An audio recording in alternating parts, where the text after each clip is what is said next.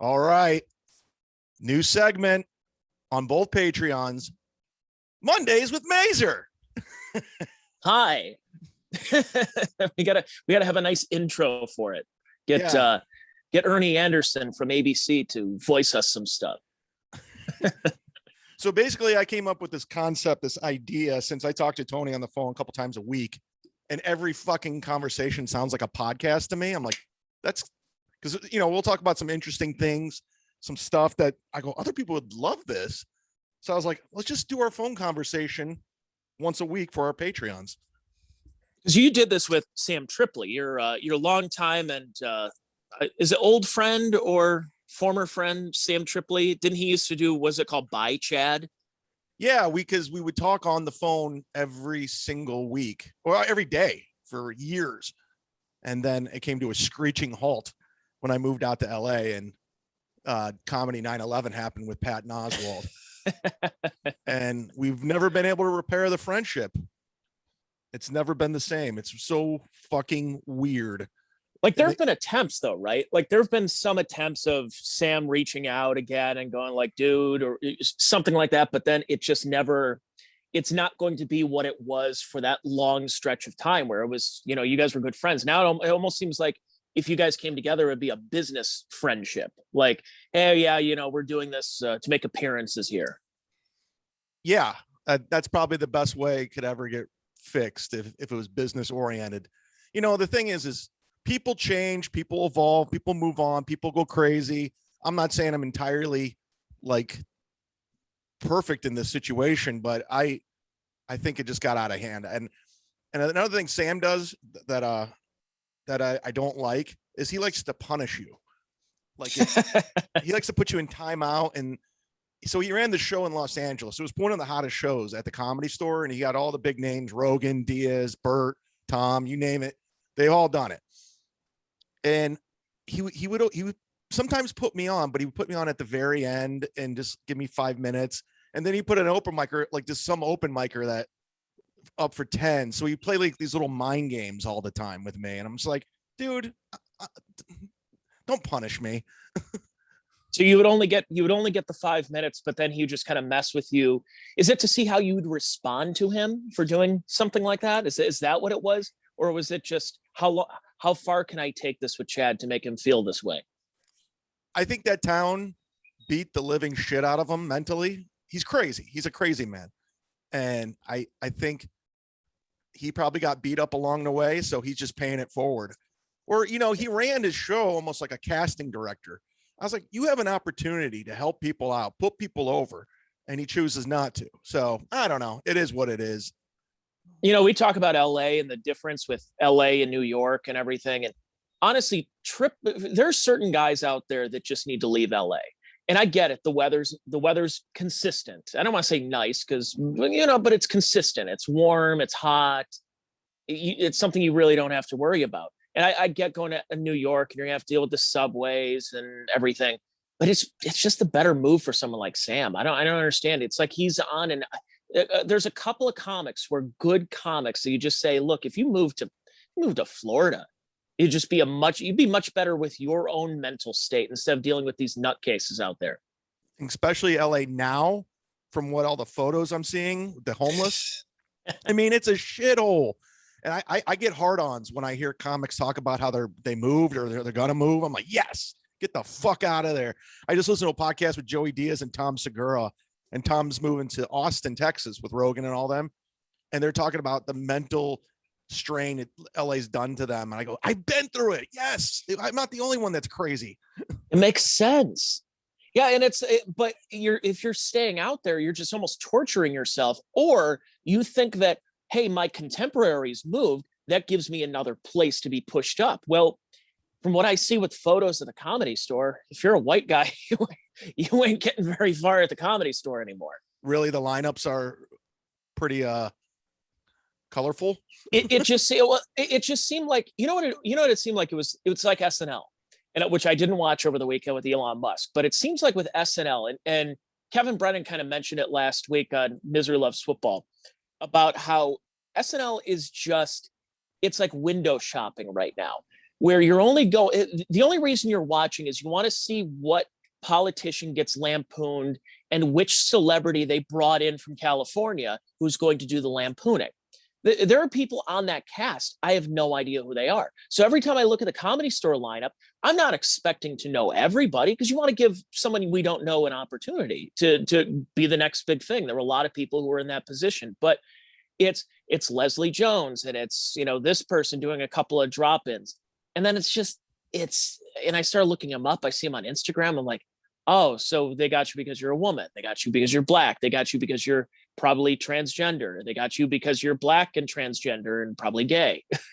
It's a whole Benetton ad right now. And that, as we all know, funny is funny, and comedy, like sports, should be the ultimate meritocracy. But we're not doing that. We're not doing that in football, we're doing that in football and we're doing that in other sports, but we're not doing that in comedy, where we want to get the funniest person possible. We just want to check the boxes here. Yeah, comedy clubs and bookers are just casting now. They're not booking, they're casting.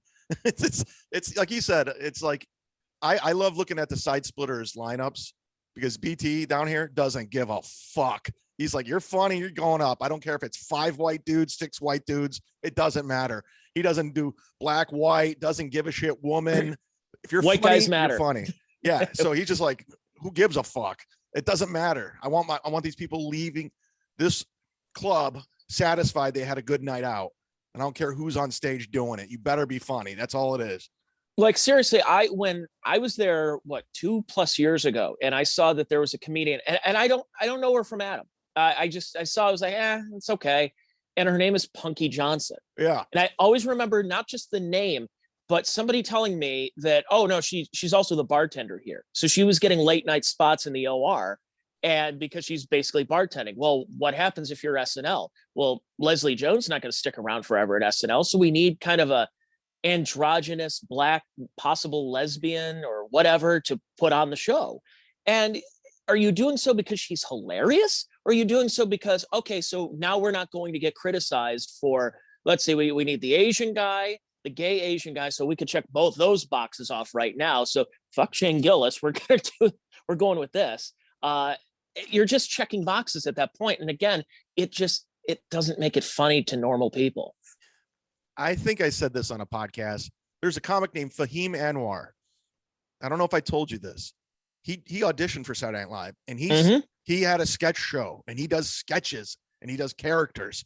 He checks all the boxes. He's talented. He's one of the funniest stand-ups ever. And he didn't get it. But I was like, if comedy was like, if it was fair, he would have gotten it. He's a no-brainer in my mind. He should be in the cast. He's funny as shit. Who's on SNL right now? Like, I seriously, is Chris Redd still on there? Chris Redd, Michael Che, Pete Davidson. Pete Davidson. That's all I know. But again, Pete Davidson, is he playing great characters on the show? No, he's playing Pete Davidson on the show. So because he's now a celebrity, he's on the show. He's a celebrity. He really is like, kind of like, was it Peter Lawford? I'll go way back in time. He's basically, Pete Davidson's like a Kardashian right now, where he's a celebrity and he keeps getting hired and keeps making these appearances by basically playing himself on the show. Like, they'll bring him out in a monologue and say, hey, Pete Davidson here. And he waves, he does a sheepish thing and tells a quick joke and then leaves. It's like, so you just have a celebrity for having a celebrity. And that's kind of what they did with Leslie Jones for a while too. It's not a good show. That's why I'm way back down my SCTV wormhole, as I always do. Every couple of months, I just go right back down. I just go on YouTube, just type SCTV and just watch everything that pops up. This culture is not going to get through it. It's going to have to shift, just in entertainment too. It's going to have to eventually. People are tired of it. I'll go digging for other things too. I'd rather watch other things. I'm not even watching sports right now. I don't give a fuck. I'm not into it. I'm just not into it. I had a family, yesterday was Mother's Day, and I was at my parents' house, and my niece and nephew were in the one room eating, and they were watching some Nickelodeon show. And they go to a commercial break, and every commercial is hyper woke. It's Black people are getting killed by unarmed police officers. We're looking for equity and equality. Kids don't know what equity means. Stop brainwashing them, but show it. Show Tonka trucks at this point. Show Play-Doh. Show Barbie dolls. That's what should be shown during the commercial breaks. Not, hey kids, I know you're 6 years old. Do you understand that there's cops that are picking off black people by the thousands almost each day? It's not true. And you're brainwashing these kids at such a young age. And so I'm like, well, I can't watch kids shows with, even for myself too. Can't watch sports. So what do you have? It's essentially you need to pay for outlets like this, like a Patreon or whatever your subscription service is, and listen to your favorite podcasts. I mean, it's not even just a cheap plug for our own stuff. That's the only form of entertainment where you can kind of go and you get a little bit. I'm not saying you could always be in an echo chamber, but sometimes it's good to be reassured by your beliefs and getting a chance to hear a little bit of people who kind of feel the same way you do. You know what I did yesterday? Swear to God. Jerked off. Yeah, that happened. A couple of times or just once? Just in my 40s. What are we doing? No, I went down a wormhole of Stone Cold Steve Austin interviews. I watched a million of them and they were hilarious. I was having the best time laughing my ass off. It was so ridiculous. And it's just, and I was just, that's how I occupied my whole evening. And I had a pizza and I was watching Stone Cold Steve Austin on YouTube. It was hilarious. That's the MAGA I want. They're like, oh, you want the 50s. It's like, no, I want 1997 again. I want to remember Stone Cold on Monday Night Raw with the 2 beers, smashing them together and just drinking them. I mean, that's the MAGA I want. I want 1997 back. I want to smoke at Denny's again. Oh, I'm good on that. I'm good on comedy clubs not having smoking. Those were some tough times, man. I remember when I first moved to Lakewood and they could still smoke indoors.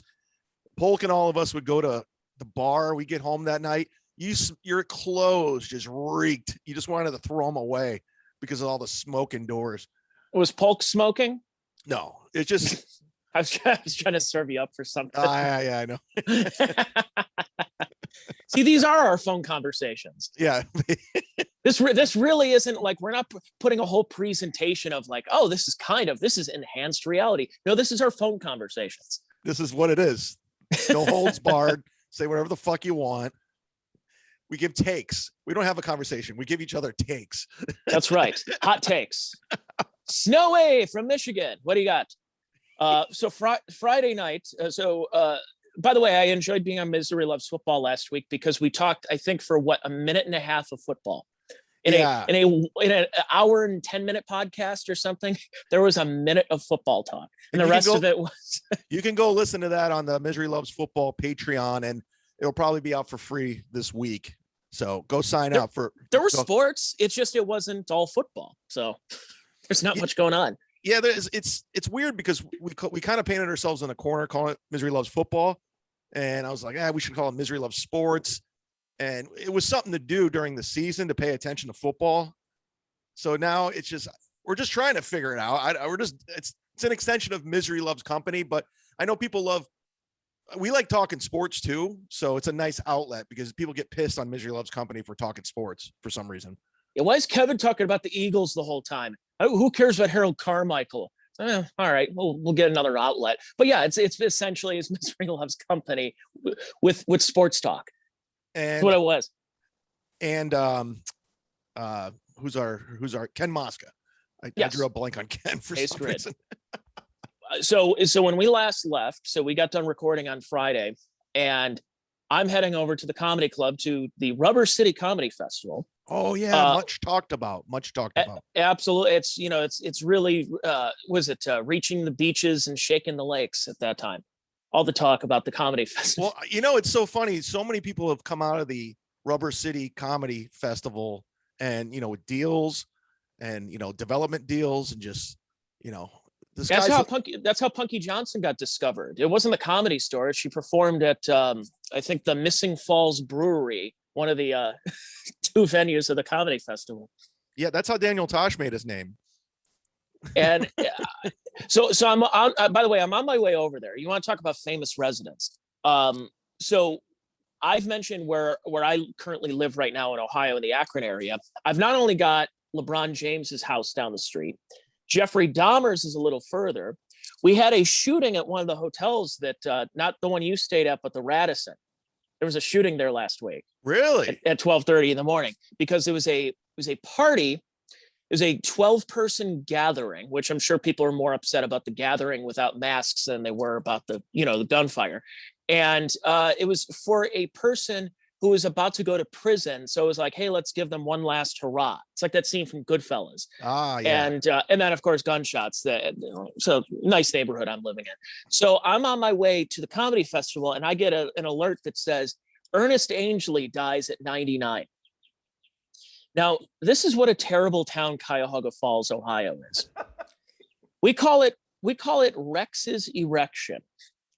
Rex Humbard, the evangelist back at the 70s, had this idea of making Cuyahoga Falls, Ohio, that's mentioned in Chrissy Hines' song, My City Was Gone, and wanted to make this restaurant on top, kind of like what they have in Seattle with the Space Needle, the CN Tower, the Skylon in Niagara Falls, and wanted to do this. And they ran out of money. So it's just a large phallic structure that's in the middle of town. Just like that.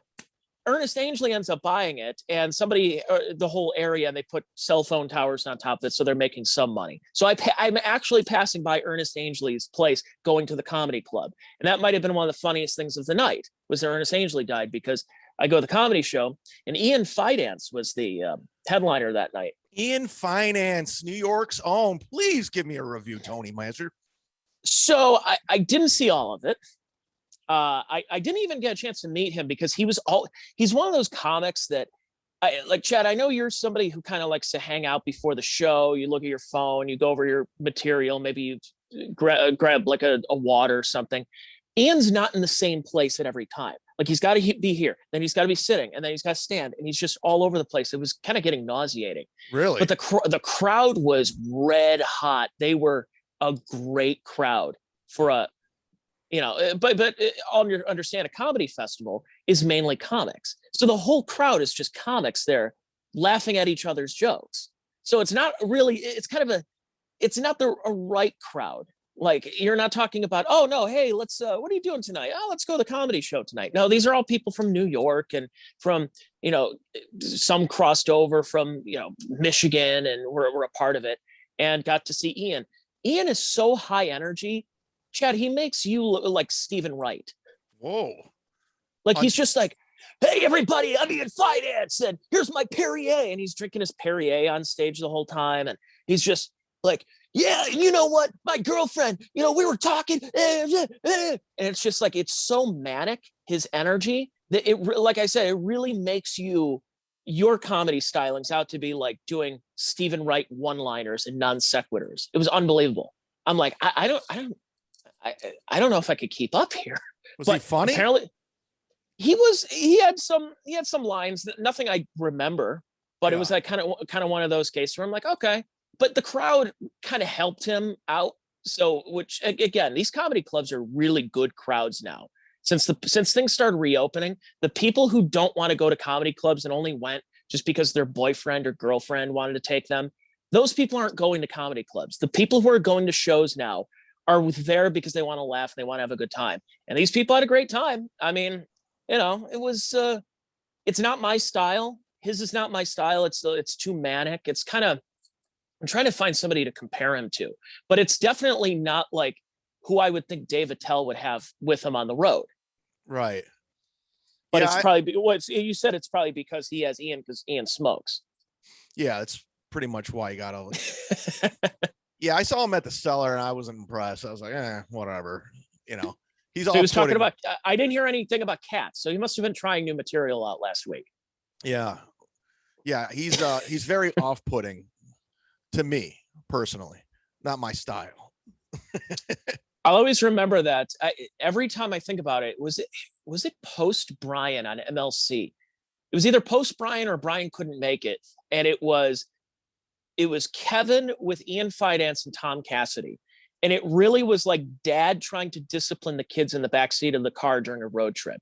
Oh, I remember that episode. It was terrible. It was bad. It was and Tom and Ian they think they were being funny, but they weren't.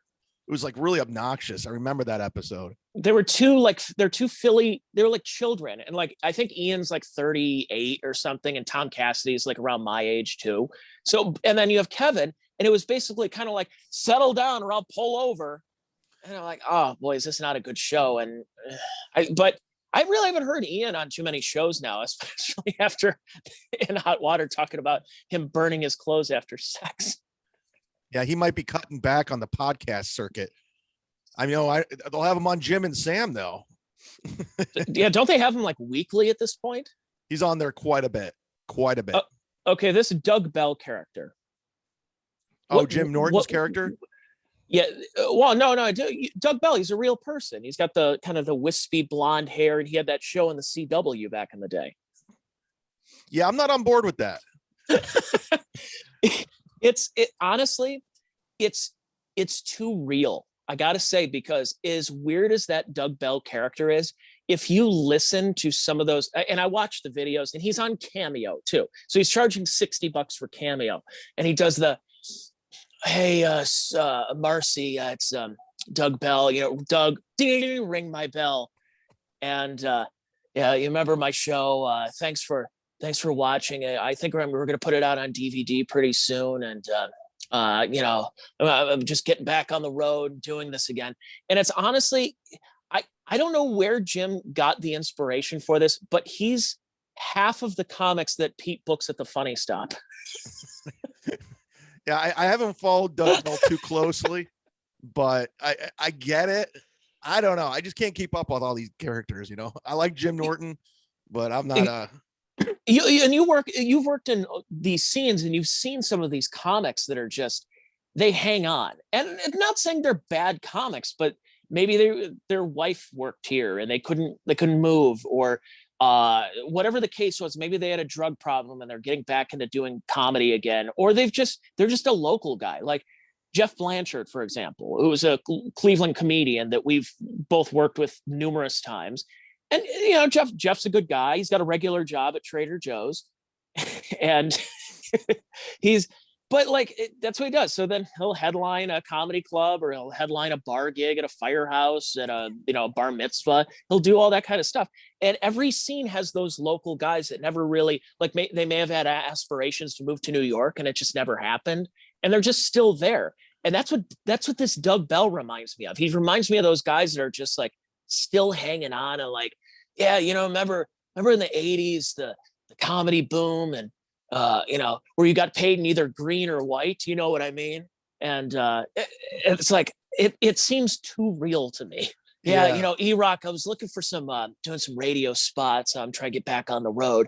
I'm like, who did Norton know that had that kind of demeanor? Who did Norton used to open for? And is it like Jimmy Pineapple or something in the 90s? That's what it sounds like. It is true about those guys that they never took that chance. They just stayed in their hometown or whatever the case may be. And I hate running into those guys, because they're always, first of all, they always want to know what you're up to, and they're quick to tell you what they got their big plans. I got this going on. I'm looking forward to this. I'm going to be doing some more road work here this year. I think I was like, okay, I don't give a fuck. Yeah. They always want to talk shop. We're talking shop today. What do you mean shop? We tell dick jokes. That's all we do. It got to the point where comedian Ryan Dalton, if you guys don't know him, he's a guy I started with. I went to junior high school with the guy. I've known him. When I saw him in LA, we weren't having conversations. It was like he was just interrogating me. It was just like, what are we doing, dude? Because there's some weird competitive thing with my Cleveland comedy class. I was talking to Shane Gillis about it, and it got to the point where I was like, we're not even friends anymore. We're just all trying to like compete or something for nothing. Yeah, you should. Well, I mean, you should be. I think what happens is it's kind of that thing where in a lot of businesses, where, for example, with me working in radio, if I see somebody who started after me that gets a promotion, and it's probably not deserved, like you should look at seniority as opposed to. But then at another point, it's like, maybe this guy's more talented than I am, and that's why he's doing this. I mean, my old roommate is a morning show host in Cleveland, and he's been doing that, but not when I lived with him. We had basically the same job, made the same amount of money. And was I mad that he got that job? Was I jealous? No, because we really should be helping each other. If we're all in this together, whether it's pandemic related or not, I'm happy for my friend and my then roommate that he was able to get a morning show and be on the marquee. You know, it's like I'm not mad, I'm not jealous. Hey, good for him. God bless. Plus, he has a master's degree in broadcasting, and I went to 2 semesters of community college. So Yeah. No, it's true, but I think my old scene back home, we if we all would have stuck together and helped each other, we could have did something. But instead, we all try to fuck each other over, tear each other down, talk behind each other's backs, and I was like, I don't want no part of this anymore. What about the Ramon Rivas documentary that came out about how solid and how everybody's in this together in the comedy scene in Cleveland? I never watched 1 second of that documentary. I just know two of the people in that documentary. Well, I think there's 3 people in that documentary. They're not even comedians anymore. They're not even, they're nothing. No, I think a couple of them have gotten Me Too'd. So they're not really, they're kind of laying low for a little bit. And then, yeah, it's, and someone turned, the girl's now a man. Is that true? I think she's a man. Oh, Carrie really? Callahan? Yeah. Oh, what's Carrie's male name now? Since I always have to take like something that's kind of, it's Danielle and now you're Daniel or something. It's yeah, I don't know. Cary Grant. Maybe you just drop one of the R's and add a Y. Maybe that's the case. Took the IE away and put the Y. Yeah, we're all in this together, these comedy scenes. You're really not. And it sucks. But it's nice that what you're saying, that kind of people pick each other up in Florida, since that's where the second hub is. So you went from the New York comics are heading to Florida and the LA comics are heading over to Austin. And it's just, here's the difference is whatever your philosophies and your ideals and your politics that you left behind to go to this place, leave them behind for everyone else. Like you need to leave them and start new values. So if you're coming to Florida and you still want to act like a New Yorker, then don't come here. Yeah. No, it's been 1 year since I've moved here. Mm-hmm. I honestly mean this. There has been zero drama in the scene. Everyone's been cool as fuck, very supportive. I've never seen anything like it. And I've been around. I'm going down to Side Splitters tonight. Tim Dillon's down there, and the comics hang. All the comics hang out. They sit in the back, they watch the shows, and they give you taglines. It's fucking great. I was like, I tell them all the time, I was like, you guys don't realize how good you have it right now. You really don't. I mean, this is such a rare thing. And Kevin mentioned how Misery loves football last week. He's like, I don't like comics. And I'm like, I don't either. I don't like I get there. So for people not doing comedy, there's what's called the hang. We've heard about the cellar table. And the cellar table was it's where Patrice and Nick DiPaolo and Bill Burr, and they're all hanging out and they're cracking jokes and they're ripping on each other and everything. And then obviously the cellar table kind of became this mythical thing where it became a bunch of woke comics that are just sitting around talking about superhero movies and woke stuff. And, basically the comics table is going out and having a cigarette outside the Village Underground. So, but every scene has that hang where, hey, if you're around there and you become friendly with some of these people and maybe, hey, by the way, I've been seeing you at the club. I think you're pretty funny. I'm doing a one-nighter out in Lorraine this weekend. And it's a VFW hall. It's a great crowd that happens. And so that's what the hang is. The hang is a networking thing, kind of like the comedy festival. It's just, I don't like hanging with that many comics. I don't really have a lot in common with them. I mean, it's not even just talking sports. It's just, I remember one time, it was about 5 years ago. I was in a comedy club and the comics that were in the back were catching Pokemon. And I'm like, I have nothing in common with you. Like you're sitting there in a comedy club when you should be probably writing down material or cracking jokes with your buddies and, what a crowd tonight. Yeah, no, I thought it was okay. Instead, they're sitting there going, guys, I found a Diglett. If you go over by the Dollar General, there's a Diglett over there. Oh, really? Well, I found a Blastoise. So, what? Yeah, I'm going to take that. I'm going to retract that. I don't like hanging with I like hanging out with certain comics. There's Yes. comics that like a Florentine who's hilarious, or this is just over the weekend, Shane Gillis. Like we hit it off quickly. Just a fucking regular dude, like sports, funny as shit on stage, hilarious. So there's certain comics I really enjoy their company. I'm going down to see Tim Dillon later. I think he's fucking hilarious. Yeah, and he's well. And then you mentioned Shane. Shane would have been perfect for SNL because he looks that one sketch that video he had a couple of years ago about being canceled, where he was the fireman. Yeah, which is just a hilarious sketch. He looks like a fireman. Yeah, like he looks like you put him in an everyday role. Like he could be the guy jackhammering in a sketch about like whistling at a woman walking down the street. That's what he could have been, and SNL didn't want that. Well, yeah, they had to cover their ass with that, but it was one of those cases where someone like Shane looks like a regular guy, and it's because he is a regular guy. He's a Yeah. genuine dude. Yeah, it's not a lot of people genuine in this scene. I'm just curious. Do you think that maybe helped him getting fired? I was kind of, because now everyone knows who he is. Like everybody. Like, I mean, he was telling me all the celebrities that were reaching out to him and stuff like that. He was like, it was crazy. He said Louis C.K. would call him once a day, and then they went out to dinner. And he was just like, oh my God, I can't believe I'm here with fucking Louis C.K. because Louis was going through his shit at the time. Yeah. But I think in the long haul, it gave him some sort of popularity with the fans because he's doing really well on Patreon. He sells tickets and he has the act to back it up. Now he's doing these online sketches that are probably getting more hits than Saturday Night Live sketches. So I think maybe it may have helped him. He would not have been a star on Saturday Night Live. He would not have come from that. The best thing to have with SNL, if you're Shane Gillis, is, and I use this example all the time, it's back in the 90s where you would want to watch Keith Olbermann and Dan Patrick on ESPN. And that was the pinnacle. If you loved sports and you were in broadcasting, the goal was to be a Sports Center anchor. Yeah. The goal was to be the guy that, Carl Ravitch is sick tonight. Hey, Chad, do you want to do baseball tonight? And with, Kurt Schilling or whoever it would be. And that was the goal at that time, was to be on ESPN. Now ESPN is a springboard to another job. And that's what SNL is. So you can put that on your LinkedIn. You can put it on your resume. You can put on your credits and say, like, appeared on SNL. Well, the problem is you can, in the last 10 years, name me more than 6 people on SNL.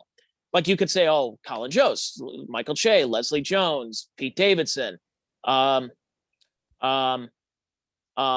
that's what he would be. That Shane Gillis would not be a household name, and really probably may not sell that much on the road. You've seen him on Saturday Night Live. Well, not really. Not many people have. So I think that controversy and him kind of being the darling of the, and really on the Mount Rushmore of the cancel culture, like the pre-pandemic cancel culture, he was right up there. Yeah. And I think it did way better for his career than SNL could ever. It would have been, I think for him, he probably goes back and forth with it and going, maybe if I didn't make those jokes and try to be shocking, I could have been on SNL.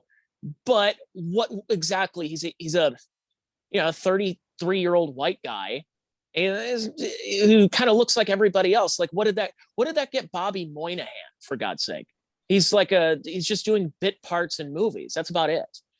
Yeah, that's why I made that decision when I was in LA. I was like, I'm never going to go this route again. I'm not going to rely on corporate or anything. I'm just going to do it myself. If I don't do it, oh well. I just want a couple fans that like my shit, and that's it.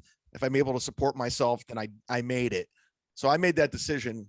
Like, I'm never going to rely. I don't give a fuck if I'm ever on Netflix. Who gives a shit? Yeah. I don't care. I really don't. And you've had your credits. Actually, isn't tomorrow or one of these times the anniversary of 5 years since you were on Gotham? Really? How do you know that? I remember it was like May 12th of 2016. I remember I was really happy for you because you were on there with Norm Macdonald, because Gotham would get some of these kind of lame hosts, and it was nice seeing Norm Macdonald bring you on stage. There was that, didn't you make like was it Judy Carn reference, or like what reference did you make that Norm really liked? I did. Yeah, I did a joke, and it was like a misdirection joke. Is that I used to do this basketball joke about we're in a church league, like I forgot what it was, but it was misdirection. I don't think that's an appropriate way to speak, father. And the crowd like laughs because it's misdirection. I had to go classic joke writing. Thanks, Judy Carter. Judy Carter. Yeah, not Judy Carn from Laughing. And it got a roar of laugh because there were a lot of comedians there that night and they were all in the back.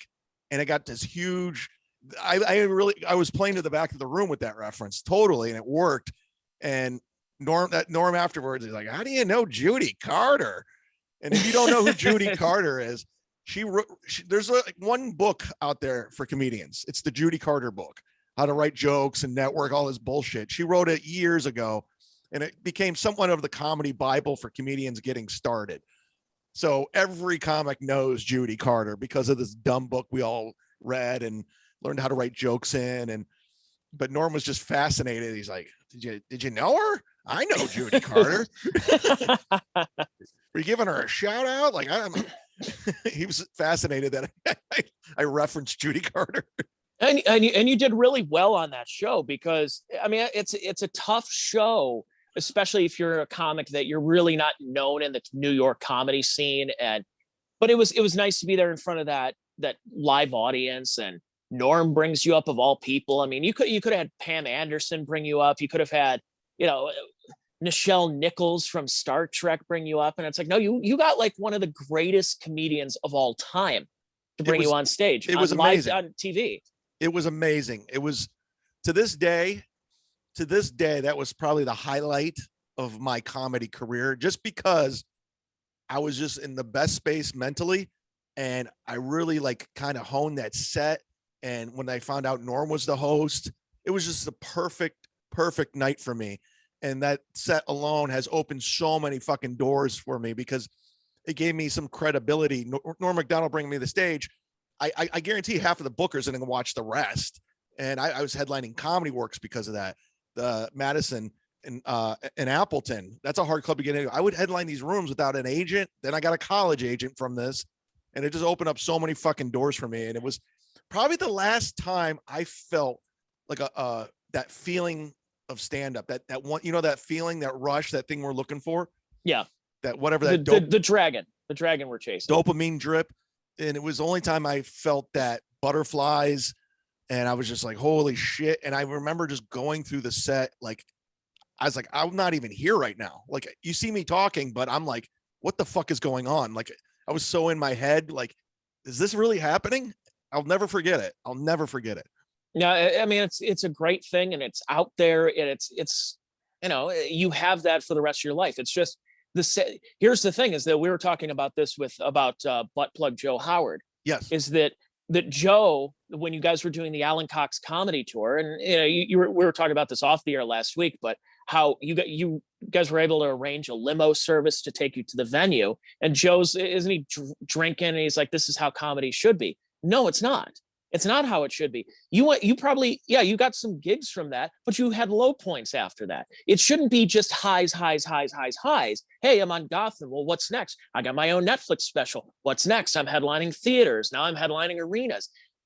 Very few people that happens to. It really is, okay, yeah, you got a limo service and you're headlining a comedy show. And then next week you could be working a Moose Lodge in the middle of nowhere and 5 people show up. That's part of that process of being a good comic, that you're going to have to take the good with the bad and the bad with the good. Yeah, I forget, Florentine told me, never get comfortable, because he told me the story. He opened for Artie Lang and Carnegie Hall, and next week he was at a VFW, and it's the same thing. I was opening for Chris D'Elia, staying at the Four Seasons. The very next week, I'm sleeping on my buddy's couch for $200. It's just the name of the game. So it's never lost upon me, like when something cool happens or some cool gig happens, like I never get too high, I never get too low. Right now I'm like in like bad physical shape because I haven't been taking care of myself, and I'm burned out from that run I just had. So I'm just going to take some time to myself, work on my health, work on the podcast, and just, that's all I'm going to focus on, because I can't be running around the country chasing money like I've been doing. It's just too much. Yeah, it takes a toll on you. You can't just, I mean, you did one-nighters, like a whole stretch of them, like one night, and then you're in a different state. Yeah.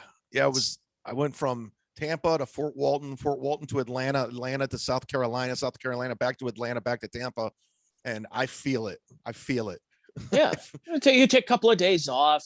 You're on Mr. Love's Company and everything, and uh, I thought the highlight of your comedy career was when you got when Bernie Kosar came up to us at after one of the shows. That was an amazing moment. You were on that show too, right? Yeah, Bernie came up to me and said I was funny, and I used to do a joke about that where I said I got done, and Bernie Kosar came up to me and said I was funny. And I'm like, I admired this man for throwing touchdowns and growing up, and like I admired his craft, and he's admiring my craft, and I felt really good about it until I realized he was part of the concussion protocol lawsuit. And I'm like, I think he thought I was Brian Brennan on stage, because I was just any former white Browns player I would just start inserting on there. But no, Bernie, was at that one. Or when you got a chance to interview William Catt. That that was one of the highlights of my life, William Catt. or the guy from the Dirt Bike movie. Oh, Rad, Bill Allen. Yep. Come on, Crew Jones. That's right. Dirt bike. It's BMX, baby. BMX. Yeah, that's right. It's been a while since I've seen that movie. But yeah, Bernie Kosar saying my name was cool. He was like, Zumach, you're funny. I'm like, wow, you just said my name and funny. That's cool. Have you seen Bernie lately, by the way? Yeah, what the fuck's going? Is he healthy? So there's like a side. Somebody put a picture, like a side by side picture of Bernie from a few years ago and Bernie now. And someone's like, what's the difference with these two? And somebody's like, yeah, the one on the left is him drunk and the other one is him sober.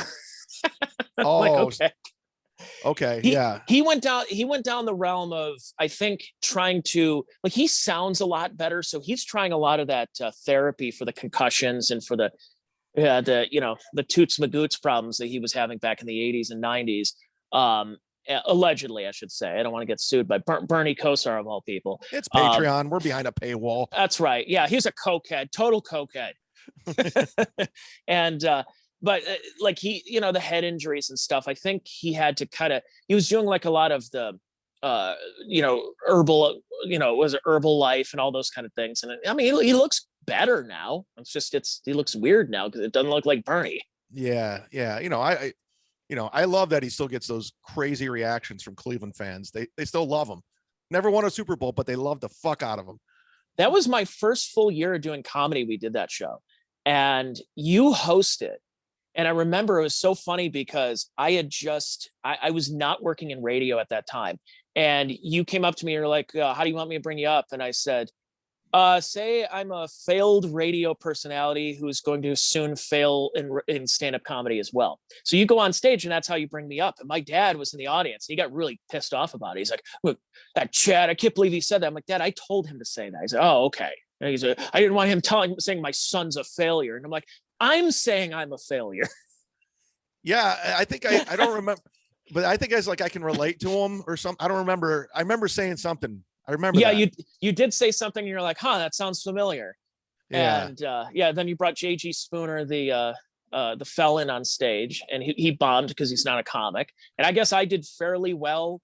Then Mike Polk came on stage and did his Joe Howard sweet spot of doing 25 minutes of Cleveland jokes, and everyone's going to love that. And then Chuck Booms bombs for 2 hours. And when I say 2 hours, that's not an exaggeration. 2 hours on stage. I've done stand-up comedy in front of some pretty big names. I was thinking about that. Like I've performed in front of Anthony Kiedis from the Chili Peppers, which was odd. Did I ever tell you that story? No, I don't think so. It was probably my second year in stand-up. I was living in LA and there was a place called Lucky Strike. It was a bowling alley. And every Tuesday they had this hot show. And you're lucky enough to get booked on it. I got booked because it was always packed. And I'm on stage and I'm doing my set. And I swear to God, walking in and sitting in the front row is Anthony Kiedis and some guy. I'm like, this is fucking weird. Because I'm a Chili Peppers fan. So I'm a fan of the band, like the classic stuff. And I was just like, this is unbelievable. I mean, do I draw attention to this? Do I keep going? Do I say I'm a fan? Do I ignore him? So that was a mind fuck. I did stand-up comedy in front of Jessica Simpson. That was weird. Oh, the classic Jessica. Was this the story about the club? Yeah. You going to the club meeting her one night? Yeah, I've told it on past podcasts. She invited me to a party. I'm not going to rehash it, but and then I did it in front of Valerie Bertinelli from One Day at a Time, Eddie Van Halen's ex-wife. Yeah, and Hot in Cleveland. Yes, Hot in The Cleveland. Yeah, because her husband's from Cuyahoga Falls, right Yeah, down I the met street him from the Funny that night. Stop. He was there that night too. We were talking Cuyahoga Falls. Yeah, talk about all the going to a Woolworths back in the day. Yeah, and then you've also opened for big names too, like Mark Skippy Price and I never opened Todd for Bridges. You never did it with Skippy? I opened for Todd Bridges. Never got to skip. I never got Skippy. I did Dustin Diamond, the late great Screech. What about Jimmy J.J. Walker? No, but I talked on the phone with JJ Walker, which was the weirdest thing ever. Because Pete was taking him. Pete was he's the owner of the Funny Stop back home. He was taking him to the airport, and Pete was trying to tell me a story. He goes, "You tell him, JJ." And next thing you know, I'm just talking to JJ Walker on the phone. It was very odd.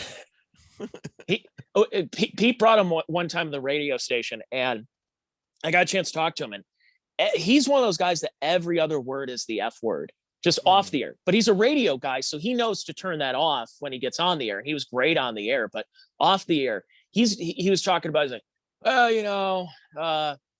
yeah, I had Jay Leno and Letterman open for me. Like, he name drops all the time. But then he pulls out these photos, and this photo of him in like a board meeting, it was like one of those long tables, and he's at the head of the table, and there's Letterman on one side, and there's Leno, and there's like other classic comedy writers, because we're talking maybe 74, 75, and he was one of the biggest acts in the country. He came from the Chitlin circuit, and then ended up being propelled from the comedy stage and being on it. He was actually, I think, one of the only comics to work both the Comedy Store and the Improv. And because Mitzi let him and Bud Friedman let him. And he was that big. And to think that he ended up doing places like the Funny Stop again. It's like, and allegedly dating Ann Coulter. Well, there's the theme. You never get too hot, never get too big. Comedy always changes. You don't know where you're going to be at any given point. For all you young comics out there, that's what it is. You could be the biggest name in the world, and next thing you know, you're at the fucking Funny Stop. Well, let me ask you this, as we're probably up against it, right?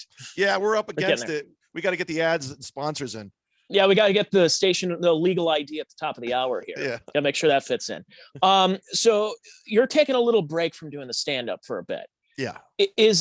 Are you burned out mentally as far as joke writing, the process, the everything that goes into comedy? So the presentation, the getting on stage, it's not so much what you wear, because basically what you're wearing right now is almost what you wear on stage. So it's not too different.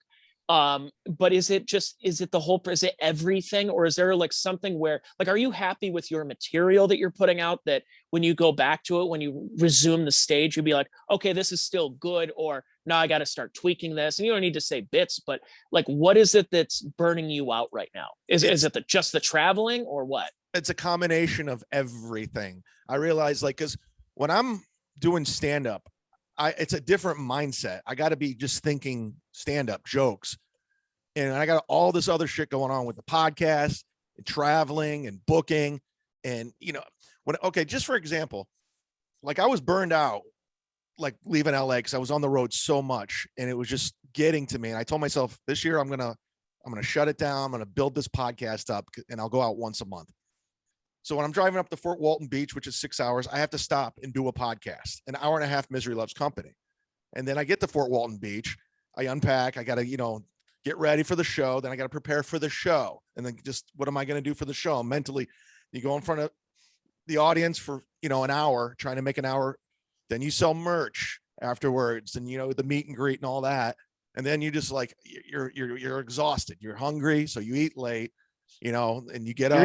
You're eating garbage too, because there's really, like, what are you going to get a healthy chicken wrap at 2:00 in the morning? No, you're probably going to like Checkers at the drive-through. Literally went to Burger King that night. Ate Burger King. It was the only thing open. I was like, I got to eat this. I'm starving. Then I drive to the next gig. And then I got to stop again to put my podcasts out. So I got to do a whole upload, all that bullshit, try to find Wi-Fi, then I get to the gig, and it's just the continuation of everything. I just need a break. I can't, this podcasting is a lot because I do Misery Loves Company Monday, Wednesday, and then I have Misery Loves Football on Friday. And then I got 2 sit-down Zoomox throughout the week. So it's almost a full-time gig, so it's a lot of work. Yeah. So a lot of that goes into it. It's not like, oh, I'm doing a podcast and then I go up on stage for 60 minutes or 45 minutes or whatever the case is.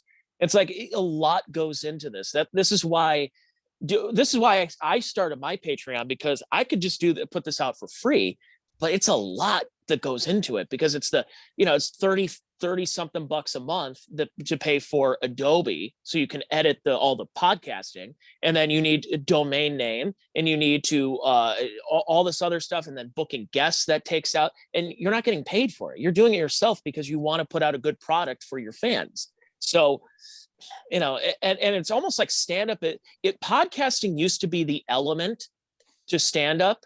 It's like, oh, okay, this gives me my opportunity to say things I wouldn't say on stage. Now it almost seems like stand-up is almost a break from all the podcasting. It really is how it's all switched. We used to make fun of those radio DJs, and now we are the radio DJs. Yeah. Speaking of Patreon, guys, go sign up if you haven't. To Tony's. What's the name? It's Check Your Brain. Check Your Brain. I think it's just my name on Patreon. And then every Wednesday, so yeah, it's patreon.com/Tony Mazur, TonyMazur. And then follow Check Your Brain on the free podcast that comes out. It's on Spotify, Apple, wherever you get your finer podcasts. Yeah, we're going to be doing this segment for both Patreons once a month, once a week, Mondays, where we'll catch up throughout the week. You can just listen to our phone call, so to speak. So this is just more bonus content from my Patreon and Tony's. So please continue to support both of us. It's a swapcast. It's a swapcast. That's what I should have called it. God damn it. What are you, 5? What's wrong with you? Come on. I heard Florentine mention that the other day, because he said you ordered orange juice when you were with him. It's like, who drinks orange juice? What are you, 5? Chad's just ordering orange juice. Like, grow up. It's loaded with sugar. It's not actually healthy for you. He said this on the podcast? Yeah, he did. I think it was last Monday's. It was so funny because we were in Boca, and I go, hey, I go, can you help me with this premise? I was like, yeah, I have a dad bod, but he's like, don't say that word. Don't. I go, well, I kind of have to say it. He's like, no, don't. Just drop the joke. Just, if you're going to say that, drop the joke. I go, but I have to say it. He's like, you could say something else. Just don't say that. I go, Jim, but it kind of goes with what I'm trying. He's like, no, think of something else. Say you're out of shape or something. I go, but it won't. I have to say dad bod. So I just dropped the joke completely. People taking. I don't say that word, that S word, but taking pictures of themselves. It's so funny, the stuff he gets aggravated over. Oh, it's hilarious. And people get intimidated when they talk to him. They say, oh, I used to like the show, but you started ripping on it, so now I don't like it anymore. It's like, look, I'm just having fun here. You don't take it personal. He loves ruining things. He loves ruining everything. Oh, man. All right, Tone. Well, it's good catching up with you. We'll be back next Monday. Mondays with Mazur. All right. That's a wrap. Rack me.